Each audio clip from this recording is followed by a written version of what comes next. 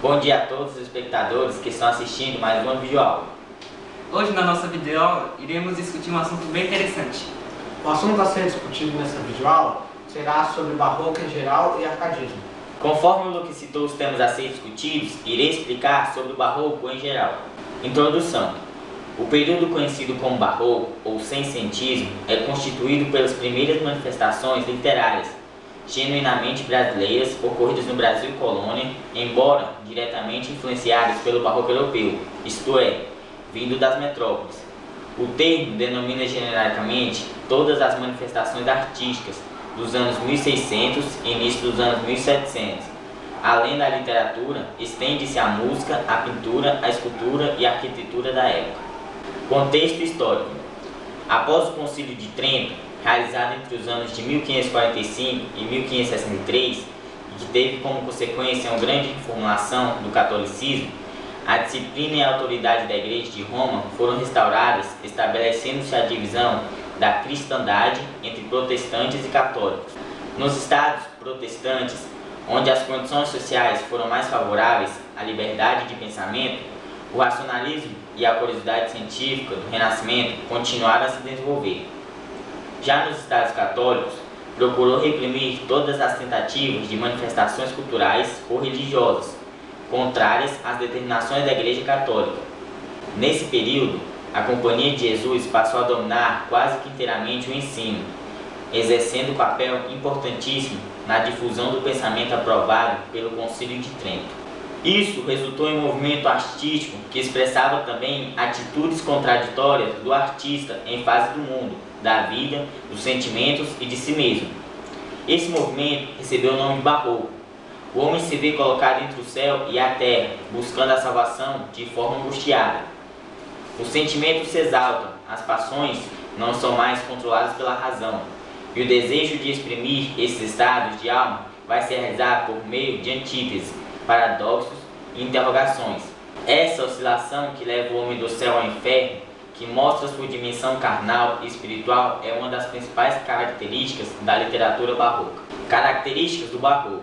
O estilo barroco nasceu em decorrência da crise do Renascimento, ocasionada principalmente pelas fortes divergências religiosas, imposições do catolicismo e pelas dificuldades econômicas decorrentes do declínio do comércio com o Oriente. Todo rebuscamento presente na literatura barroca é reflexo dos conflitos dualistas entre o terreno e o celestial, o homem e Deus, o pecado e o perdão, a religiosidade medieval e o paganismo presente no período renascentista. Linguagem do barroco. As figuras de estilo mais comuns nos textos barrocos reforçam a tentativa de aprender a realidade por meio dos sentidos. Observe. Metáfora. É uma comparação implícita. Antítese. Reflete a contradição do homem barroco, seu dualismo. Revela o contraste que o escritor vê em quase tudo. Paradoxo. Corresponde à união de duas ideias contrárias num só pensamento. Opõe-se ao racionalismo da arte renascentista. Hipérbole. Traduz ideia de grandiosidade. Prosopopeia. Personificação de seres inanimados para dinamizar a realidade. Barroco no Brasil. O barroco foi introduzido no Brasil por intermédio dos jesuítas. Inicialmente, no final do século XVI, tratava-se de um movimento apenas destinado à catequização. A partir do século XVII, o barroco passa a se expandir para os centros de produção açucareira, especialmente na Bahia, por meio das igrejas. Assim, a função da igreja era ensinar o caminho da religiosidade e da moral a uma população que vivia desregradamente. Nos séculos XVII e XVIII, não havia ainda condições para a formação de uma consciência literária brasileira. A vida social no país era organizada em função de pequenos núcleos econômicos, não existindo efetivamente um público leitor para as obras literárias, o que só viria a ocorrer no século XIX. Por esse motivo, fala-se apenas em autores brasileiros com características barrocas, influenciados por fontes estrangeiras, que seriam portuguesa e espanhola, mas que não chegaram a constituir um movimento propriamente dito. Nesse contexto, merecem destaque a poesia de Gregório Matos Guerra e a prosa do Padre Antônio Vieira, representada pelos seus sermões. Didaticamente, o barroco brasileiro tem seu marco inicial em 1601, com a publicação do poema épico Prosopopeia, de Bento Teixeira. Esse poema, além de traçar elogios aos primeiros donatários da capitania de Pernambuco, narra o naufrágio sofrido por um deles, o donatário Jorge Albuquerque Coelho. Apesar de os críticos o considerarem de pouco valor literário, o texto tem seu valor histórico, pois foi a primeira obra do barroco brasileiro e o marco inicial do primeiro estilo de época a surgir no Brasil. Gregório Matos Guerra, o Boca do Inferno. Ele nasceu em Salvador e morreu em Recife. Estudou no Colégio dos Jesuítas e formou-se em Direito em Coimbra, em Portugal. Recebeu o apelido de Boca do Inferno graças à sua irreverente obra satírica. Gregório de Matos firmou-se como o primeiro poeta brasileiro. Cultivou a poesia lírica, satírica, erótica e religiosa. O que se conhece de sua obra é fruto de inúmeras pesquisas, pois Gregório não publicou seus poemas em vida. Por essa razão, há dúvidas quanto à autenticidade de muitos textos que lhe são atribuídos. O poeta religioso. A preocupação religiosa do escritor revela-se no grande número de textos que tratam do tema da salvação espiritual do homem. O poeta satírico. Gregório de Matos é amplamente conhecido por suas críticas à situação econômica da Bahia, especialmente de Salvador, graças à expansão econômica, chegando a fazer, inclusive, uma crítica ao então governador da Bahia, Antônio Luiz da Câmara Coutinho. O poeta lírico. Em sua produção lírica, Gregório de Matos se mostra um poeta angustiado em face à vida, à religião e ao amor. Na poesia lírico-amorosa, o poeta revela sua amada, uma mulher bela que é constantemente comparada aos elementos da natureza. Além disso, ao mesmo tempo que o amor desperta os desejos corporais, o poeta é assaltado pela culpa e pela angústia do pecado. O poeta erótico. Também alcunhado de profano, o poeta exalta a sensualidade e a volúpia das amantes, que conquistou na Bahia, além dos escândalos sexuais envolvendo os conventos da cidade. Barroco no Portugal. O barroco desenvolveu-se dentro de um período que alternava momentos de depressão e pessimismo com instâncias de euforia e nacionalismo. É uma época de crise, turbulência e incerteza que serviu de inspiração para uma arte dinâmica, violenta, perturbada, diferente da clareza do racionalismo e da serenidade desejados pelos clássicos. É a arte do conflito, do contraste, do dilema, da contradição e da dúvida. Reflete o conflito entre a herança humanista, renascentista, racionalista e clássica do homem quientista, do século XVI, e o espírito medieval, místico, religioso, exacerbado pela Contra-Reforma Católica. Expressa, na irregularidade de suas formas contrastantes, o conflito espiritual entre fé e razão, teocentrismo e antropocentrismo, ceticismo e mundanismo.